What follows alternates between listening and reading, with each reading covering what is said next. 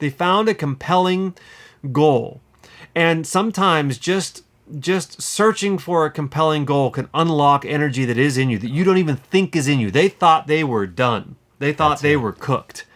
And then one little change in their goal, and suddenly it unleashed this endless fountain of energy that they didn't even know they had within them. And I think it's true for everybody that it is really important to search the world of goals, because there is all kind of untapped energy in you if you find a good one. Absolutely. If you find a good goal. So I woke up this morning knowing we were going to talk, and as I was in the shower, a poem came to me. Not the world's most serious poem, not quite a child's poem, more of a court jester's riddle. Okay. And it goes a little something like this, and this is about what we're going to talk about today. Are you ready? I'm ready. Man. Poetry, I love it. Yeah, very deep. Here we go. From ash to ash, and from dust to dust, they make a home in each of us. They will lead you, and they will feed you. They will test you and deceive you. They serve the high, they serve the low, and you're bound to follow wherever they go. And you can debate them, you can even create them, but you'll never manage to escape them. They are the lines we measure by, all the days we live and through the day we die. But until then, they plant their seeds and make us grow and lead us to everything we will know. What are we talking about today, Adrien? I have no idea. What the hell was that about? No. What the hell was that? Peters, what?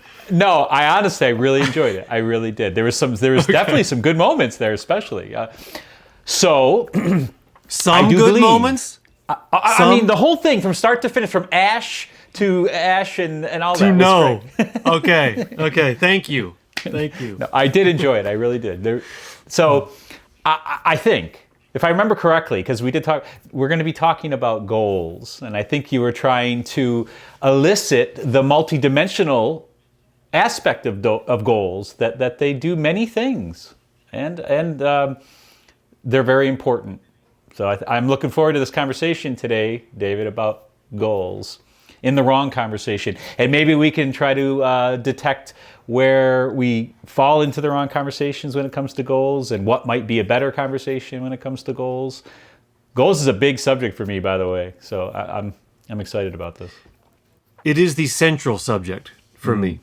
Yeah, I think that life is all about goals on a million levels and in a million ways, and in everything we do. That life is goals.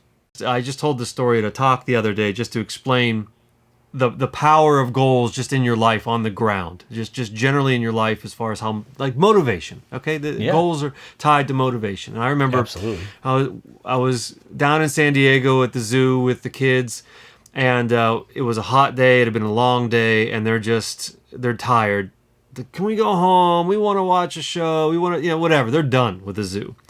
And so we're sitting there having a little snack, trying to get our energy up to get to the car. They're looking at the zoo map, and my son sees a picture of a little shark up in the corner. He's obsessed with sharks. Yeah, I know you. And of course, his little sister is too, because he is, so she loves everything he loves.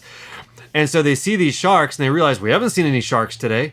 And they just jump up. We got to go see the sharks. And of course, the sharks are at the other side of the San Diego Zoo, and the San Diego Zoo is a large place. Okay? And they run to go see these sharks.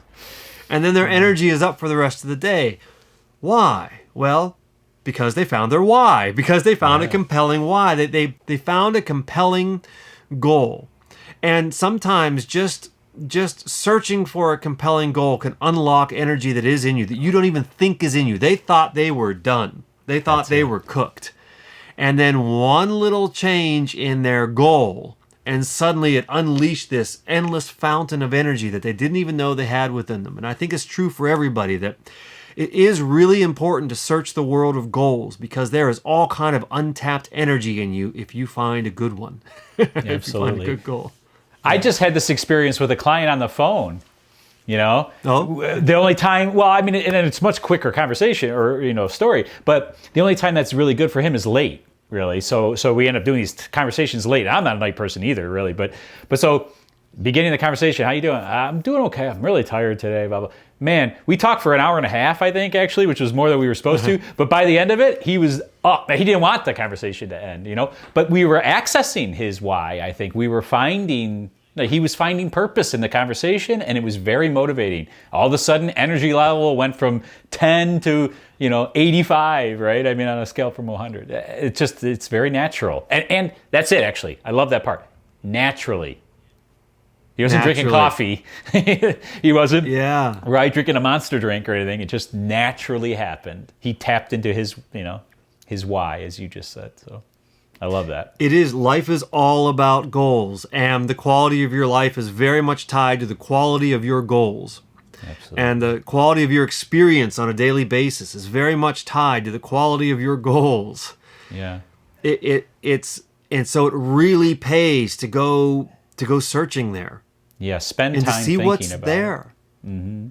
And to find, in our conversation about are you a tool? I mean, one of the things that we are tools to are our goals. Right? If we're unconscious about our goals, we are being led everywhere. Absolutely. That's what I said in my little poem at the beginning. Right? You can't escape them. And whether they're serving something high or something low, they're going to take you with you wherever they go. I think something like that I said.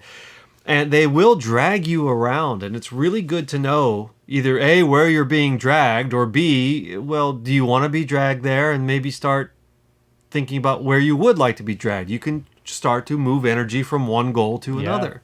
I think you might have hinted to this in your poem, is that we can get too goal-oriented sometimes in a certain way. Right? I think you talked about this a little bit in, I think it was our last conversation, which was the hustle culture, right? Where that's kind of where maybe we start to get into the wrong conversations about goals, where it's dominating in a certain way. And what I think about that too is a lot of times is that maybe the goal isn't quite deep enough to actually nurture our life at a level that is healthy. Does that make any sense? So you're talking about, when we talk about goals with hustle culture or something, to me that might be not an error, but maybe it's just not the best place to go as far as like which goal is primary, like which goal you're putting forward and serving. Right. Right, as your lead goal or as the end goal. That's my yes. Maybe that's a better way of saying it, the end goal. Yeah. Yeah. It's always chasing some limited goal, feeling like it's going to be the thing. I get 100,000 subscribers and I'll reach my goal, and then but then I want 1 million subscribers, and then and then there's that. That's what it gets to be like. You're chasing your tail in a certain way. Nothing wrong with those goals, by the way. Just that isn't the end goal. I mean, like you got to have something bigger in mind than that. That can be part of how you achieve the big goal. Does that make any sense, David?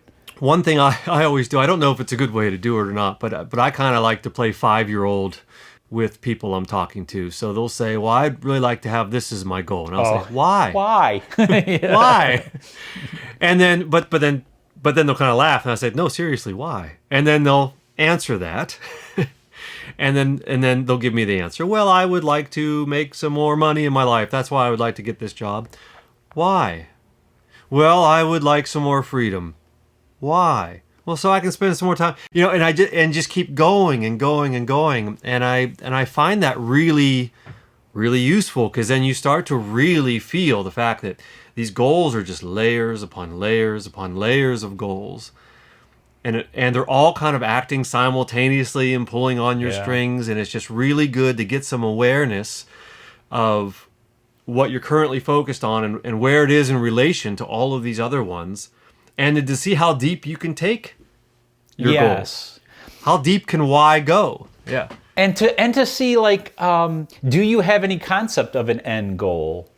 Not as in like a complete final, right? Again, we've talked about this many times, right, David? We all know where the end goal is. It's when we're dead, right? So there's no rush there. We're not trying to get there too fast. But, right? I mean, but the point is, some big goal. We're always talking about this. You know, the North Yeah. Star goal, right? The Yes, thing that can yeah, help yeah. guide you through. You know what this just made me think of is something you talked about before too, when you were in your coaching school, and they talked about. Do you remember this? Maybe you should redo it again if you don't mind, real quick, because you'll do it better than me. There was a really great exercise that they had us write down our goals for the next year. Okay, by the end of next year, where would you like to be in your Right. coaching practice? You know, how many clients do you want? How much money do you want to be making? What are you coaching people about? All these things, right? So we wrote down our goals for the next year, and then the next question was, once you achieve this goal, how will you feel? And then we all wrote down how great we'll feel. And we all had our own words. My own word was actualized. I wanted to feel like I was finally tapping into what I believed was some sleeping potential I had that I wasn't doing much with. And then at the end they said, take a look at what you wrote down. The feeling that you wrote down, that's actually your goal. How many coaching clients you're going to have, all those other goals, those are just strategies to get to your goal. Right. And I really think that was a really small thing that they did. It was a small exercise, but I really took that one home with me because I really started looking at my life like, I want to be a songwriter. I want my music out there. I want to live here. I want to do all these things. I had all these goals, but I didn't think much beyond them. I didn't think to why I needed them. Right. Or why I wanted them. What was the true goal behind them. That was a really meaningful distinction to me. I think if we focus on strategies, which is things like you listed, the 1,000 or 100,000 subscribers, as we've been joking around about here a little bit, right? Like those things. If we're focused on those strategies as a goal, it becomes the wrong conversation. Pretty quick, actually. And you could potentially accomplish all of those things too, but that doesn't mean that they're going to deliver what you were thinking, because that's the thing too, you weren't so aware. That's another thing that I'd like to point out. You said you can't escape it. There's goals. You have goals. Actually, I think a lot of us don't really realize that. Or we don't realize to what degree we're driven by goals, because we might not, this is why it's a big subject for me, David. I think you know this about me. I've been a very intentional liver, right? Not my liver, but the way I live. It is bad. my liver is very intentional. No, so You grew it on purpose. I grew it on purpose. Nerd liver. Yes. Okay. Sorry. I'm choking now. So it wasn't that funny. So my point is though that I've written down tremendous parts or portions of my life, and made them happen, had them come to fruition, everything from where we met, David, in my coffee shop, right, to the house I'm sitting in right now, goals to buy the land, to build the house, all these things, right? The list goes on. So I have a really deep connection with the act of intentionally living, writing down these goals. Most of us don't do that, I don't think. You know what I mean? Or we do it to a small, we do it to a small degree. Maybe we do it for a brief moment. But that doesn't mean that we're not driven by them still somehow. We're just not as conscious of them. And I think that's important to point out. That's my main, point there. Yeah, I think a couple things. I think one of the other things about another wrong conversation about goals is thinking that you don't have one. Yeah. I don't really know what I want to do. That doesn't mean you don't have a goal. Yeah. Just doesn't mean you haven't consciously selected a particular thing in life. But everything you do during that day is to serve some goal. Right. If you're hungry, you eat. Right? If you're tired, you sleep. Right. If you're distracting yourself by watching a TV show or something. There's lots of goals, and if you don't set a conscious goal, then you will be driven by unconscious goals. That's it. Yes. And some of those unconscious goals, you might get lucky. They may serve you. There's plenty of unconscious goals that are built into us that serve us, but there are also unconscious goals that aren't going to serve us. Right? But you don't know until you get conscious of them. Well, they'll never serve us as well either. Yeah. They'll never serve us as well if there isn't that level of clarity.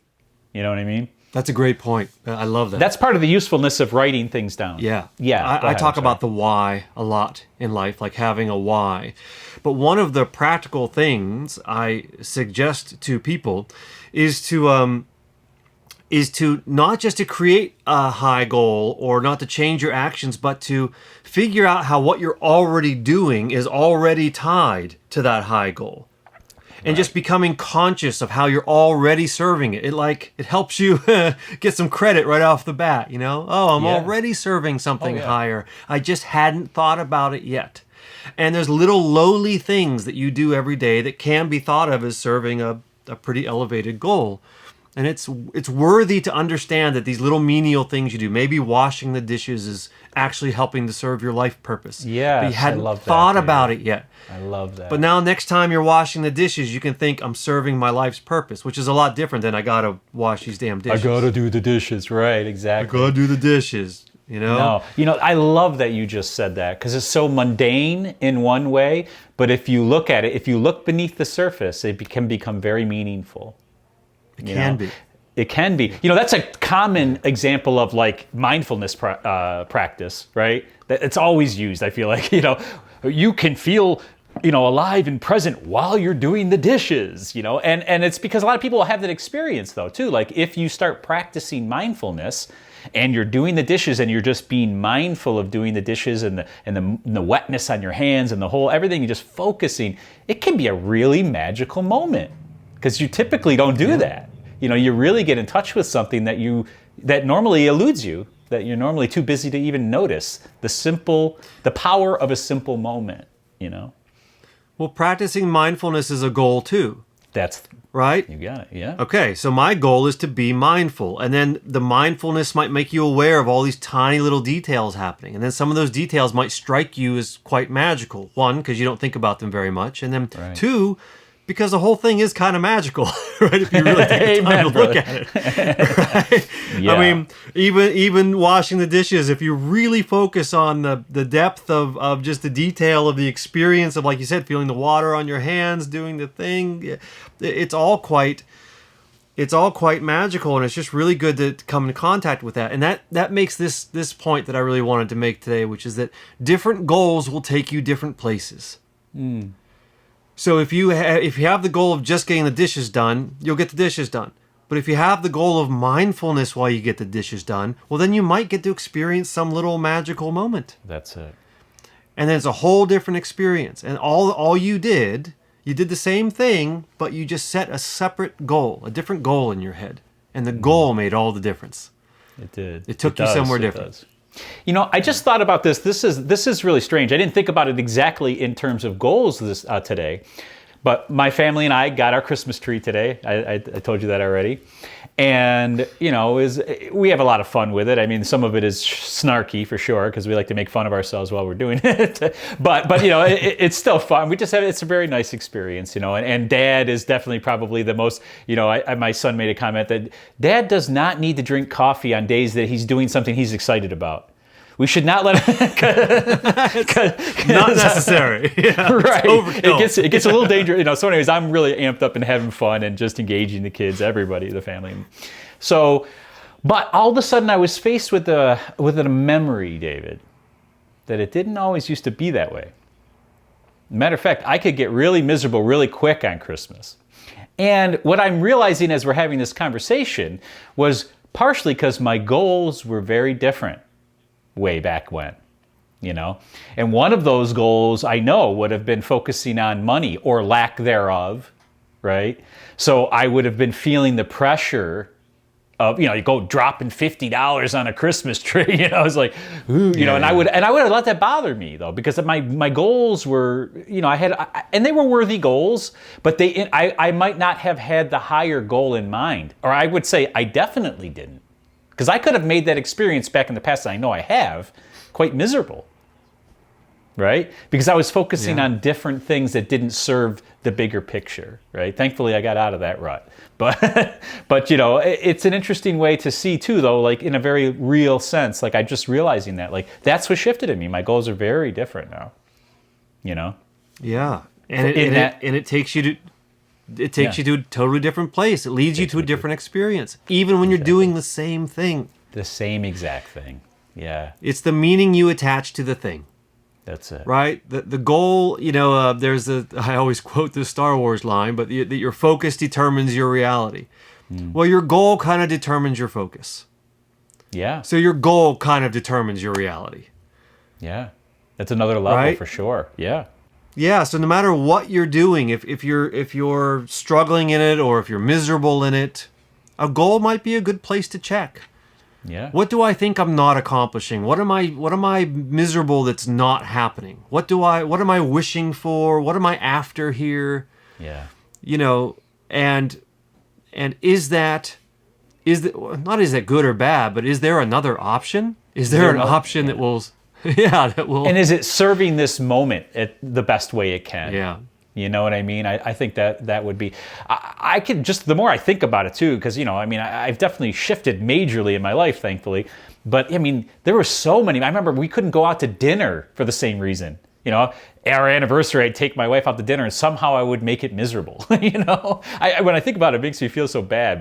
But thankfully, those times are behind. But it was the same sort of thing, though, right? It was like I was focusing on the wrong things, and that the things I was focusing on were because of my goals at the time. And this felt like it was interfering with my goals. It wasn't, this isn't the best way to spend my time or my money, right? We should be doing something now.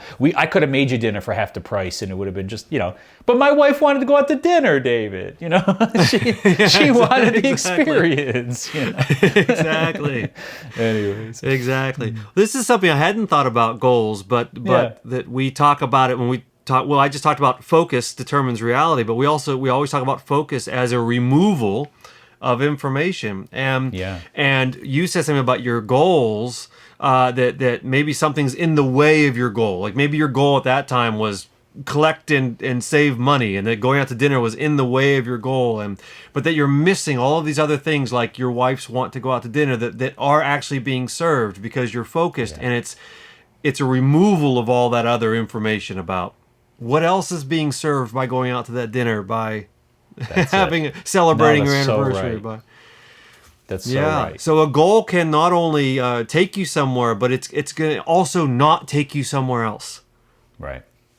And it's really important to recognize where it's not taking you too. Yeah. It's it, exactly. And this is so to, I don't mean to be so myopic here to constantly talk about, but to talk about myself, but another thing that I realized, because I have expressed the fact that I had a really strong relationship with goal setting as a specific thing. I hope I'm being clear about that, right? Goal setting. I'm going to do this. I'm going to do that.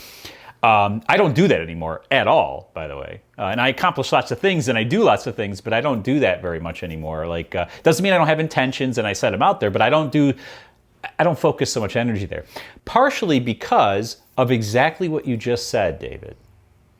I learned, I accomplished a lot of things, but at a great price many times, because I did really filter out a lot of things. I remember having a conversation with a customer when I was a contractor, and I said, what's one of your greatest regrets in life? We were working next to each other, and she knew right away, which was kind of odd. And then she turned the question back on me, and I hadn't thought about the fact that she might do that, right? So anyways, she's like, what's one of the things you regret most?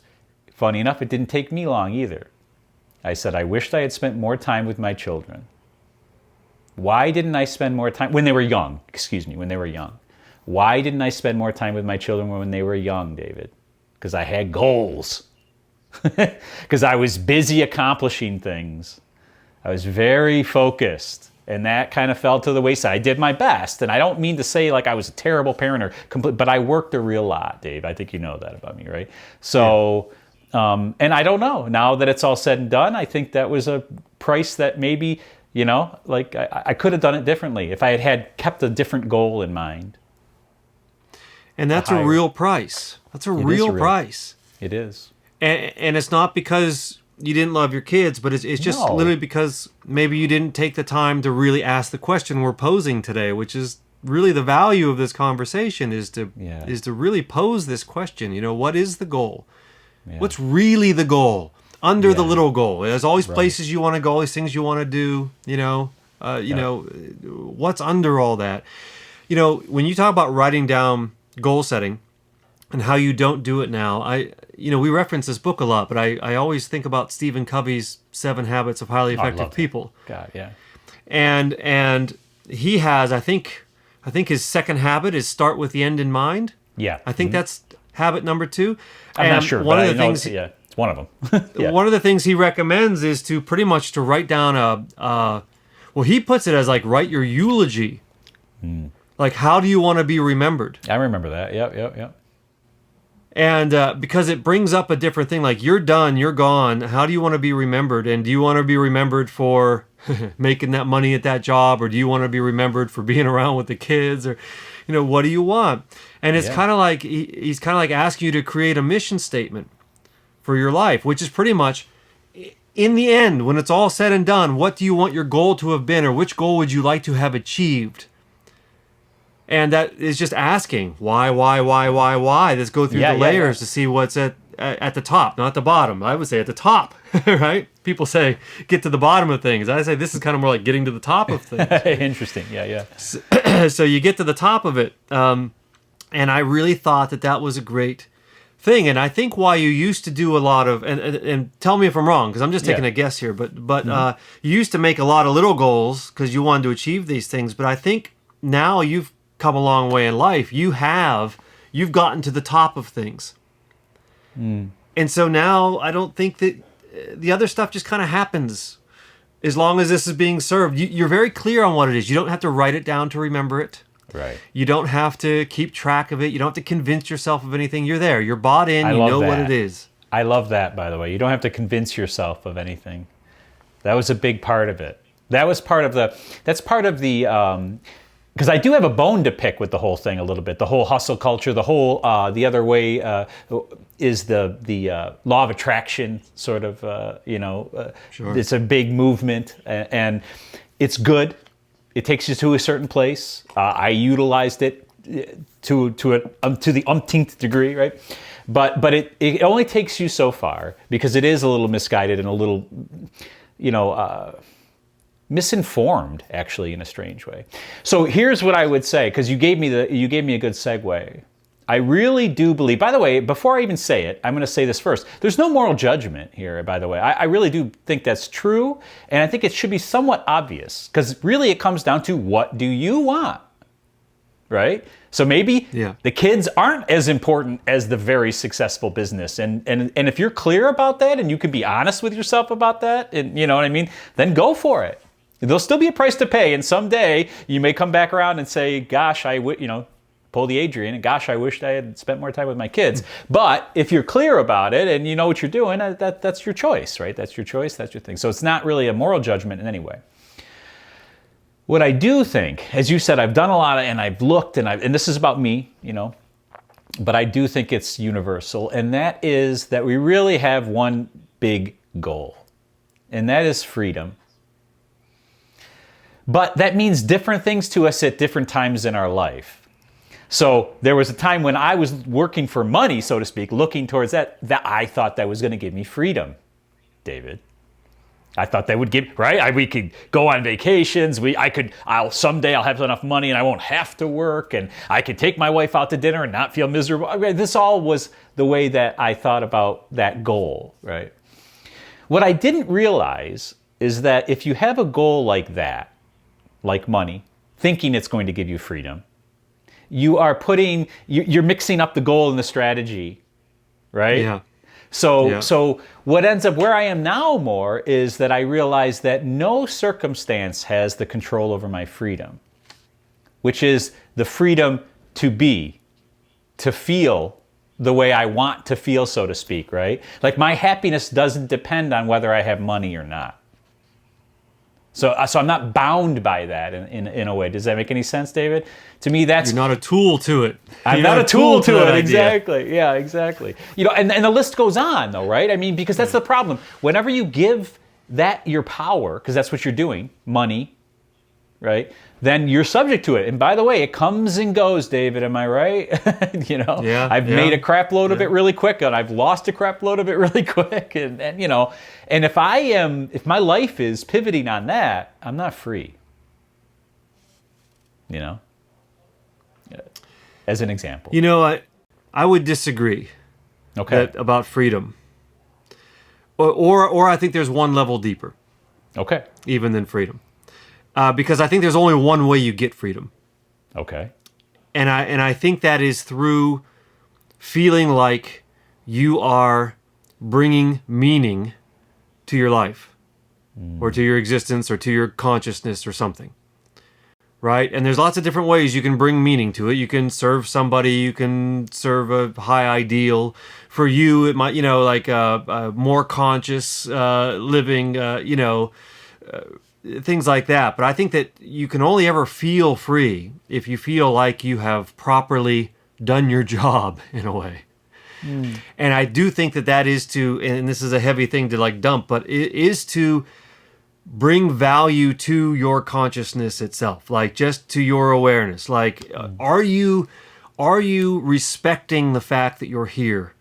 This little awareness in the world, this thing that has consciousness that can take in the world. Are you treating that with value? And there's lots of different ways to do that. You can feel the water on your hands as you wash the dishes, and see the magic in that. You can make up money for your family. You can do all of these things. You can search higher goals. You can try to get deeper awareness of your goals. And all of those things bring value to your life. And I think if you are deeply engaged to bringing value to your life, or as I like to say, bringing value to consciousness itself, doing something of value with it, then you feel freedom. Now, I don't know. That's a lot to dump. And maybe that's I think it's going way out in the stars. Yeah. Personally, I'm glad you went there. Personally, I can't. We'll leave it to our watchers and listeners to tell us whether they liked it or not. But I loved it. And, it reminds me of well, first of all, just to say this, this is the paradox of freedom. I think the ultimate freedom is service, funny enough. Or surrender, which we've hinted to, I think, in another episode at some place. It reminds me of the famous quote, and I won't be able to do it perfect, but it's something about, I slept and dreamt that life was joy. I awoke and found that life was service, anyways. And then I realized that service was joy. It's something like that. It's like this, right? That's perfect. I love it. Yes. Yeah, I wish I could have done it. but maybe you even said it more clearly because it relates to our conversation. But on our episode, "Are You a Tool?" or "All About Being a Tool," which is still one of my favorites. I think we started doing this episode because we talked about goals. Yeah. When we were talking about.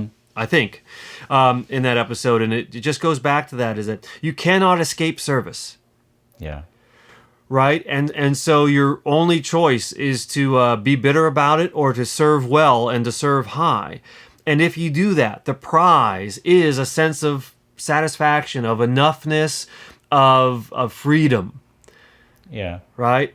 And it's not a freedom from goals. It's not a freedom from service. But it's a feeling of freedom to play in the world of goals and service, or just a sense of, I don't know. So to me, the feeling would be freedom, but the path there is service, and it is goals. Yeah. To me, it all comes down to goals. Yeah. Sure.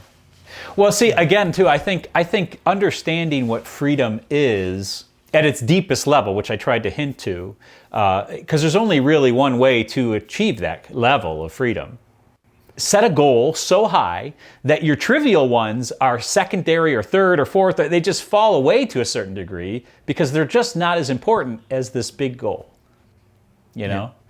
We talked about this once. I don't remember which one it would have been, David, where I talked about why I can go into an adversarial conversation with somebody, like there's something wrong and we're trying to resolve it. And I can always feel pretty confident about being able to go there, not being too nervous about it, and that it will turn out okay. Why? Because my goal isn't to be right in that situation.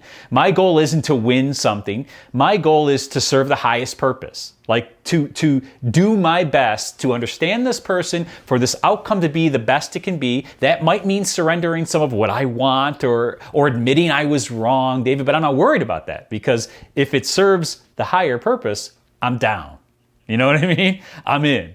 So, and that's because that's what I'm doing. I'm like, I have a higher goal. It's not to win this, whatever this thing's going on, or to be right, or any of those smaller goals. Those are nice. Those feel good sometimes, but but I'll sacrifice those quickly for something better, something higher.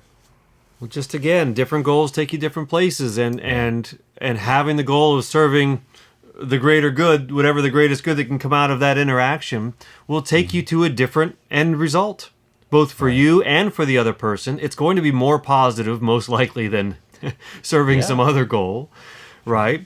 Even if you like practically get less in the end through the negotiation. It's funny, like if you can win a negotiation by being a hard ass maybe, but force, or trying to get yours. About, right? Force, you can win it by force, but what are you left with after that? Like, you might have the thing, but what else do you have? You have the remnant energy of that force, of that negative interaction, right? Where if you serve the goal of just making sure the best thing possible can come out of whatever the interaction is that whatever you're left with, like, it's not just the one thing. This is what you mean by, like, it's not just the thing you get. That's it. Because there's a higher goal. Right? Yeah. And it contains all these other layers, and all of a sudden you get the benefits of all these other layers going your way, not just getting the one thing you were negotiating over. Exactly. It's the means are the ends sort of thing to me too again. Do you know what I mean? Like you're working towards an end goal, and if you only focus on the end goal and you don't care how you get there, you might not like the end goal or the result of it, right? But if you're focusing on the means at the same time, and that's the thing too, that what I'm saying is my end goal it would be the means. It would be for me to connect to that person, to be able to understand them, and not have to be understood as much as I'm willing to understand. Now, I'm willing to express myself too and make sure that I do my best at doing that, but you get it, right? Like there's, I'm all in on that exchange at that moment. And the end doesn't even matter as much to me, because let's just deal with this moment together, if we're having this discussion, anyways. Yeah, how I'm getting it, how I'm doing it, how I'm showing up is more important than what I get out of this. It's just a different goal. Exactly. How is a different goal from what? Right? Right. And another wrong conversation about goals is that it doesn't matter anyway. It doesn't matter. And I think that we're bringing voice to that with what we're already saying here, that like it really does, the different goals will take you to different places. But they don't just take you to different places, they make you into someone different, right? Because your experience in life is what makes you, and the goals you follow create your experience in life. And so your goals don't just create what happens to you, they create you. And the examples I gave today are that, right? Yes. Like that's what happened for me. My goal shifted and then I shifted, Sorry. Yeah. So when I start, so it's one of the things, if someone calls me for coaching and I'll say, okay, well, what are you here for? What are you looking to do? What are you looking to accomplish? And somebody will have a goal. And usually sometimes it's an emotional goal. Sometimes it's a worldly goal. Like, okay, I'd like to get better. I'd like to write a book. I'd like to get a job. I'd like to find a girl, whatever it is. And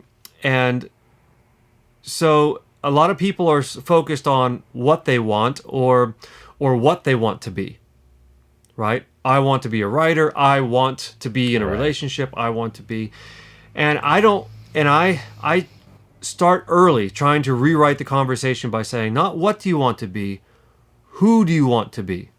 Who would you like to be? And that's a very different question. Yeah.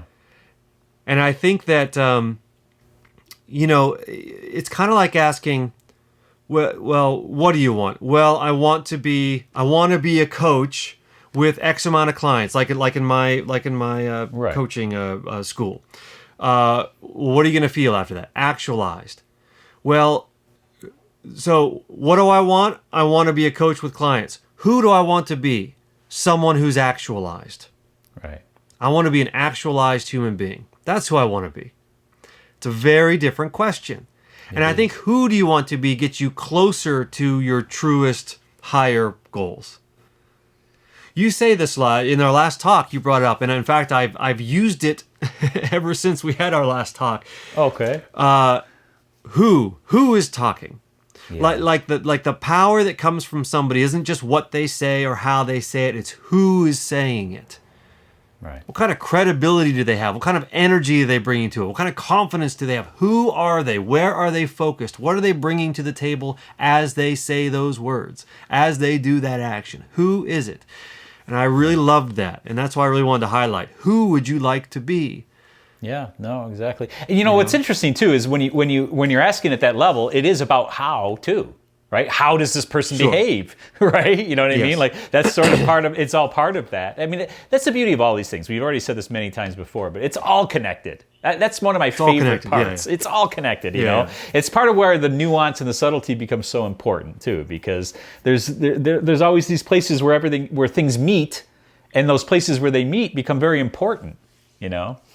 Like, you could say that too. It's like, who's washing the dishes? Right? Who's washing the dishes? Is it the person who's worried about what's going to happen tomorrow, or what just happened yesterday, or is it the person who's washing the dishes, right? Who's this amazing miracle presence in the world, washing dishes, you know? Who's there? I love that. Who's washing the dishes? Who's washing the dishes? You know, who's talking to the wife or who the partner, right? Yeah. You can choose who kind of shows up there. And it's another way of saying choose your goal, right? You can choose once you're aware. Yes. That's the interesting part. That's the really important part. That's what I think you and I are always hoping. Our greatest aspiration for these conversations is to help people with that simple thing, right? To me, anyways. The more you're aware, the more you can make choices, the more free you are. That's why I always start. Awareness alone is curative. That statement. Yeah, I love that statement. That's my baseline. When I don't know what to do, more awareness will help me figure out what to do. Or if somebody comes to me, I don't know what to do. And maybe I don't even know what to do for them. Well, that's heavy. I don't know what to do. Well, let's just start by getting aware. Yeah, what's really going on here, you know? What's really going on? Okay, what's under that? What's under that? Who would you like to be? Yeah. Who is going to show up to this situation and handle it? Which one of you? Because everyone, right? Man's name is Legion. We're all a bunch of different us's in there. Yep. There's a bunch of different us's. So which one of you is going to come forward? Who could solve this issue and who couldn't? And therefore, who would you like to be? Yeah. Yeah. There's a big difference to me too between goals and intentions. I prefer, this is part of what's changed in me. Like I don't really make goals anymore. I make intentions, right? And it's much looser. It's not so binding in a certain way. And that's because I've learned, by the way, that more can be added, that I don't always know what's best for me. And if I'm too focused, I can over-focus almost, right? And I can miss greater nuance. So when I set an intention, I'm intentionally doing that too, because I am aware at this point in my life that there might be something even better than my original goal was. And if I set an intention, I'm leaving that space a little bit. And I can't fail. There's no failure with intentions. But a goal is very definitive, right? It's very end-minded. And that's it. It's like, this is it, and this is how it is. And by the way, I'm a big believer in clarity, so I'm not trying to, shove that aside. It's just that there's an open-endedness to intentions. There is something more humble, maybe, David.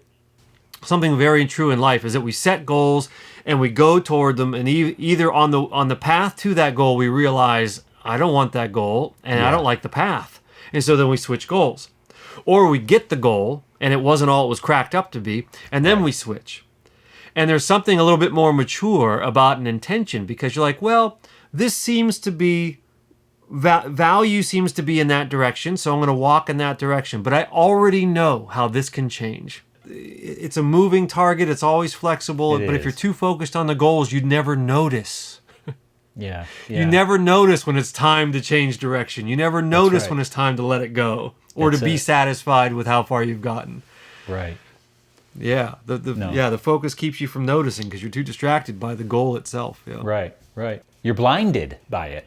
That's it. You're blinded by the goal. I think that's an interesting way to point it. Again, because of the exclusionary nature of it, right? And I think this is a timeless thing to say, but I don't know that very many worldly goals last. Like, even if you get them. Obviously. You say that a lot, and I always like how you say that. But will it last? Right. And I always try to remind myself, if there's something I'm trying to get on the ground, I want more views on our videos. I want my song to be heard by more people. I want my wife to do this instead of that. I want my kids to do this instead of that. Like, fine. But even if I get that, I'm already on to the next thing. It doesn't last. It doesn't, but if I have the intention of like, I would like to, reach people more. That's different. It's just different than I want X amount of subscribers, or I want a certain type of relationship with my wife is a different intention. It's just different. It's going to give me a different outcome than I want her to do this, or I want my kids to behave this. I want them to brush their teeth tonight. It's very different from I want them to become self-sufficient humans, and so I can spend more time engaging in happy ways with them, right? Those are just two different goals. Yeah. And that's why the higher it is, the more it serves. I like that. The higher it is, the more it serves naturally, as you would say. Naturally, I love it. Exactly. Hey, speaking of which, David, I have to serve my higher goal of spending some time with my family because we did cut our Christmas tree down today, and I have higher goals here, even though this is way up there for me. I hope you know that. But well, there's one thing I want to end with, which is one line from a poem, not my poem. Okay. It's not even a poem. It's a song. A Leonard Cohen song that we listened to together as we were doing some work last time. Oh my gosh, yes, I know where you're going. This is Leonard Cohen's last record that he released. It came out shortly after he passed away. Mm-hmm. And wow, like as a closing statement in life, it's just a beautiful, beautiful record. It is. And there's a song on there called The Goal. There is. And the very last little stanza of this song is this. It's very short and very sweet. No one to follow and nothing to teach, except that the goal falls short of the reach. And I really think that sums up what we're trying to express here, is that the goal, whatever your goal is on the ground, whatever thing you're going after, is always second and always under the path itself. Yes. The movement, the growth, the going for it, the moving forward, all that. The experience, the consciousness, the awareness of the path and your role in it. And I think David, that was beautiful. That was a great way to end. I love that. It was better than my poem at the beginning. So, wow. So go Leonard. There were moments in your poem. I mean, the whole poem was great. Well, all right, my friend. I know Leonard Cohen enough to know that he could have spent 2 years on that one line too. So I don't think you spent 2 years on your shower poem there. So yeah, mine was 10 minutes in the shower. Yeah, mine was quick. And it's all context. It's all context. Yeah, mine's not supposed to be great. I didn't have a goal of being great. I had a goal of starting this conversation in a novel way. So I achieved that. It was certainly novel. You know, another line in the Leonard Cohen album that comes to mind is that my desire for a great fire, I can't remember, failed, but the little embers, do you remember? Because you're so much better at that. It failed my little fire, but it lit a dying spark. Yeah. Yes. I love that line. That's an example of intentions too, like meaning that like something else happened that he wasn't expecting. He was going for this, but then something else happened, and it worked. That's even better. Yeah, my whole life it was all about this, and it failed. However, it lit a spark over here. Yeah. Yeah. So, by the way, though, I think it should be people's goal. It's just a very minor, quick, short goal to leave a comment, subscribe, and like. Yes. Or maybe if you really enjoyed it, to share it and to please share it. Yeah. Sign up on the mailing list. Yeah. Always remember you can take us with you as a podcast, That's right. you know? Yep. And if you can't watch these videos, you can find us on any of the major podcast providers. And we'll be back. There's plenty of us to check helping out. us reach our goals or get closer to our intentions of spreading this sort of this sort of energy out to the world a little more, which I think it could use. So I'm proud to be doing it with you, David. Thank you. Agreed. Me as well. All right, man. All right, bro. Have a great holiday prep celebration. We will, absolutely. Thank you, Dave. Till next time.